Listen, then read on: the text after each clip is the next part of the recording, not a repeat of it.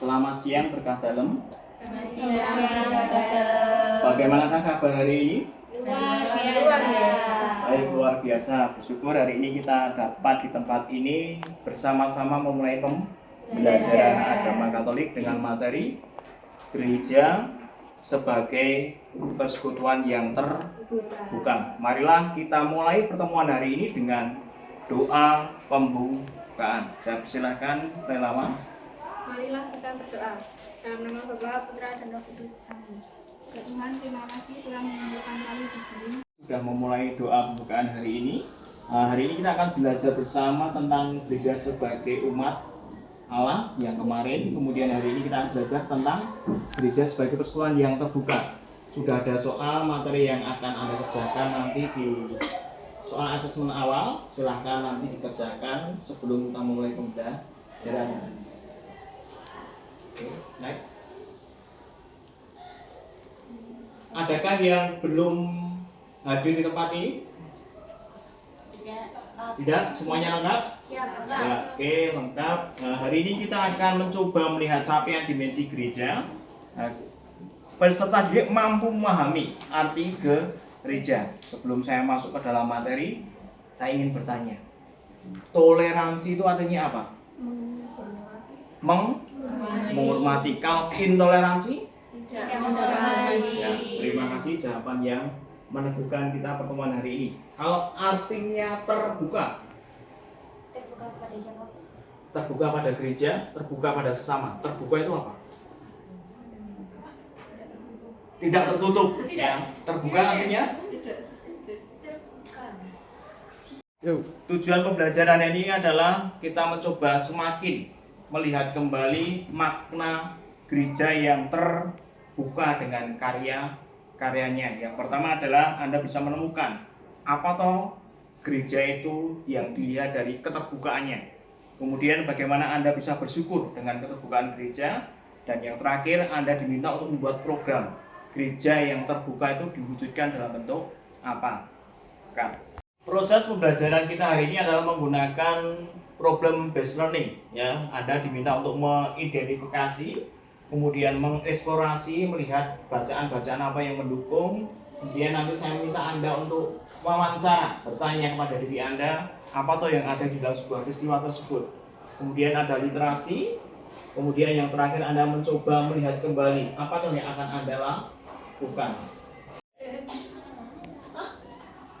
Hari ini kita akan bersama-sama melihat bagaimana kondisi di dalam Indonesia, keberadaannya. Kita akan mengidentifikasi peristiwa yang ada di Indonesia. Kalau kita lihat di dalam sebuah artikel yang akan Anda lihat, di situ ada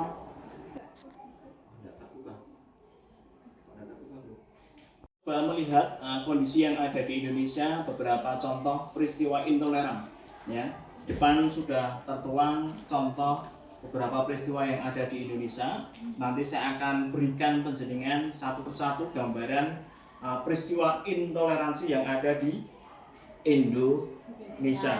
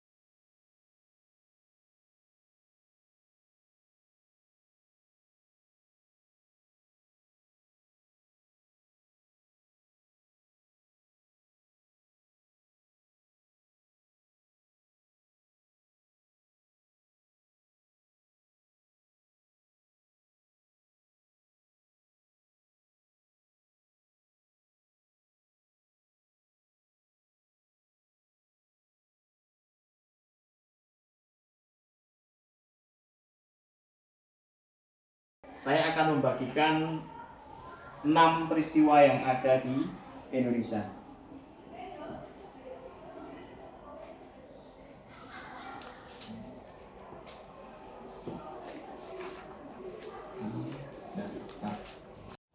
adakah yang sudah menerima yang artikel pertama? Sudah saya. Ya, apa yang Anda tangkap dari situ? Penyerangan kelenteng di Kediri. Ya, oke, yang kedua siapa? Saya. Aksi sosial jemaat gereja gagal karena dituding kristenisasi. Oke, yang ketiga siapakah? Saya. Baptian di Sabuga, Bandung dibubarkan oleh Ormas Islam. Yang keempat? Saya. Biksu dilarang beribadah di Tangerang. Ya, oke, lanjut. 5. Saya. Gereja di Samarinda dilempar bom molotov. Ya, terus lanjut. 6. Saya pastor gereja di Medan nyaris jadi korban bom bunuh diri saat pimpin misa. Ya, oke. Peristiwa yang keempat, monggo silahkan. Peristiwa terjadi pada Rabu, lalu berawal dari adanya penolakan warga atas rencana kegiatan kebaktian umat Buddha dengan melakukan tebar ikan di lokasi danau bekas galian pasir di Kampung Kebon Baru, Desa Babat. Ya, oke, terus lanjut. Anda tangkap dari peristiwa yang kelima. Seorang pria meledakkan 2, 3. Gereja di Samarinda dilempar bom molotov, anak jadi korban. Apa yang Anda tangkap dari peristiwa ini, Mbak? Seorang pria meledakkan bom rakitan di halaman gereja ketika jemaat melakukan kebaktian. Oke, terima kasih, Kak.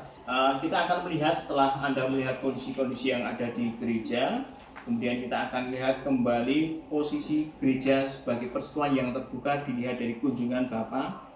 Silahkan Anda simak video ini. Agama Katolik Paus Fransiskus melakukan kunjungan bersejarah pada awal tahun ini dan untuk pertama kalinya Paus menginjakkan di Uni Emirat Arab untuk melakukan pertemuan dengan sejumlah ulama Islam. Pemimpin agama Katolik Paus Fransiskus melakukan kunjungan bersejarah pada awal tahun ini. Untuk pertama kalinya, Paus menginjakkan kakinya di tanah Jazirah Arab yang dikenal sebagai tempat lahirnya agama Islam. Pesawat yang ditumpangi Paus telah mendarat di Abu Dhabi, Uni Emirat Arab pada hari Senin waktu setempat dan akan berada di sana selama 48 jam ke depan untuk melakukan pertemuan dengan sejumlah ulama Islam serta ikut hadir dalam pertemuan terbuka yang diikuti oleh setidaknya sebanyak 135.000 orang. Seperti dilansir oleh AFP bahwa di Uni Emirat Arab sendiri saat ini terdapat sekitar 2,6 juta warga yang menganut keyakinan Katolik, yang mayoritas sebagian merupakan ekspatriat yang berada di sana. Selain itu, Paus Fransiskus juga dijadwalkan akan menggelar pertemuan dengan Imam Al-Azhar, Syekh Ahmed Al-Taib, sebelum kembali terbang ke Vatikan pada keesokan harinya. Kedatangan Paus ke Abu Dhabi sendiri tidak terlepas dari konflik situasi militer yang tengah terjadi di Yaman, yang juga membangun diplomasi dengan pemerintah Qatar.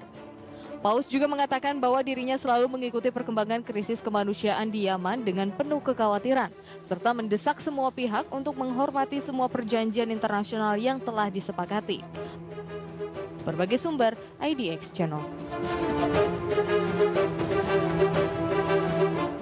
Hari ini kita akan melihat, setelah tadi Anda melihat kondisi-kondisi yang ada di dalam gereja, kemudian melihat beberapa peristiwa, kita masuk ke dalam dokumen-dokumen gereja yang mencoba mengarahkan kita tentang keterbukaan gereja. Di sana ada 2 dasar dokumen gereja, dokumen Abu Dhabi dan Agendas artikel yang ke-10. Ditambah lagi dengan kitab suci dari Kisah Para Rasul. Kita akan lihat dari dokumen Abu Dhabi. Silahkan Mbak dibacakan.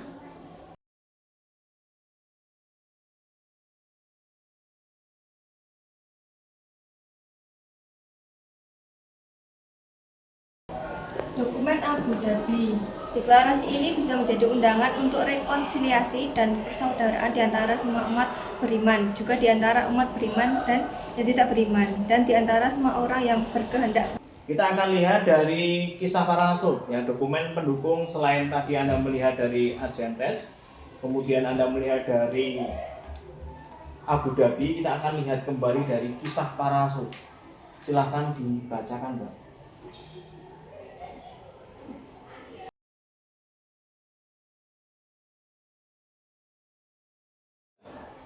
Adapun kumpulan orang yang telah percaya itu, mereka sehati dan sejiwa. Akan mencoba kembali dari dasar ajaran gereja dari Agendas artikel yang ke-10. kita baca kalimat yang pertama bersama-sama.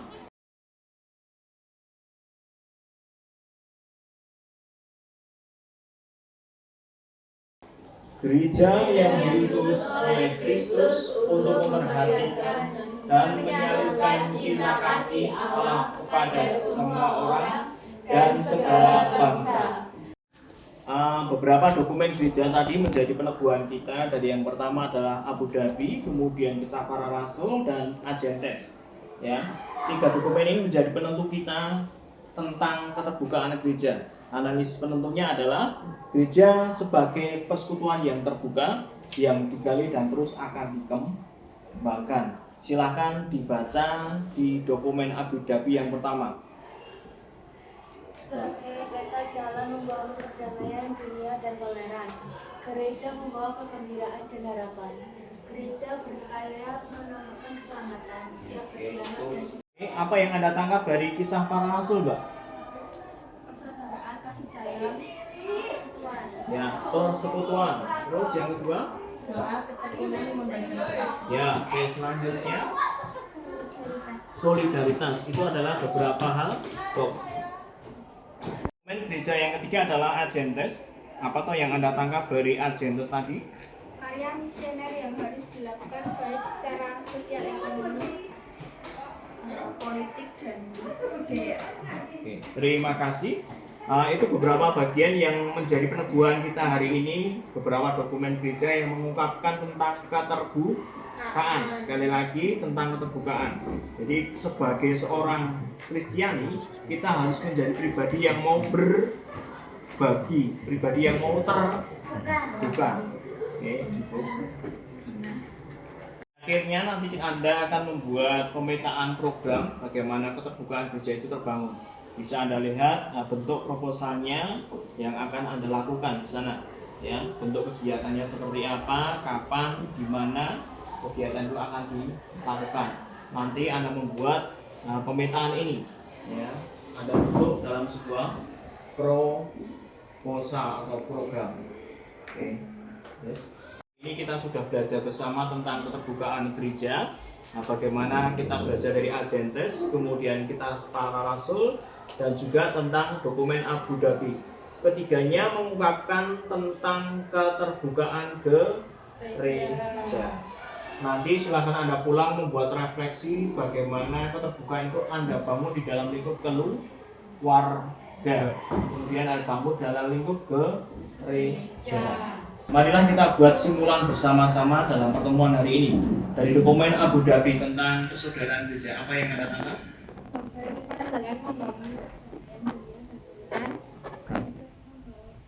Gereja budaya menampakkan keselamatan, siap berdialog dan bekerja sama. Kemudian kita akan lihat dari Kisah Para Rasul. Apa tuh yang Anda tangkap dari Kisah Para Rasul? Persaudaraan kasih dalam persekutuan, doa, kerukunan membaca kitab suci, solidaritas. Oke, selanjutnya dari Agentes. Apa tuh yang Anda tangkap dari Agentes? Ya, apa tuh yang Anda tangkap dari Agentes? Karya misioner yang harus dilaksanakan baik secara sosial ekonomi. Ya, terima kasih. Itu simpulan dari Anda. Pembelajaran ini nanti akan ada penilaian formatif yang sudah Anda lakukan dalam bentuk diskusi tadi. Nanti saya akan minta formatnya. Kemudian yang kedua adalah di akhir nanti kita akan mengadakan yang namanya sumatif, mengukur daya serap Anda materi hari ini sampai terakhir. Dan yang terakhir saya tagih penjenengan nanti dalam bentuk rubrik yang akan saya bagikan penjenengan, nanti Anda kembalikan kepada saya.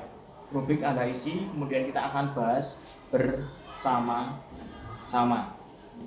Yang perlu dicermati adalah nanti kalau ada hal yang tidak baik dalam pembelajaran yang belum terserap dengan baik, akan Anda ulang kembali, ya, dibahas kembali. Bagi yang sudah, akan dilakukan pengalihan. Ada yang ditanyakan? Siap tidak? Jelas? Jelas. Oke, kita akhiri pertemuan hari ini dengan doa penutup. Adalah kita berdoa. Dalam nama Bapa dan Putra dan Roh Kudus. Ya Tuhan, terima kasih berkat untuk hari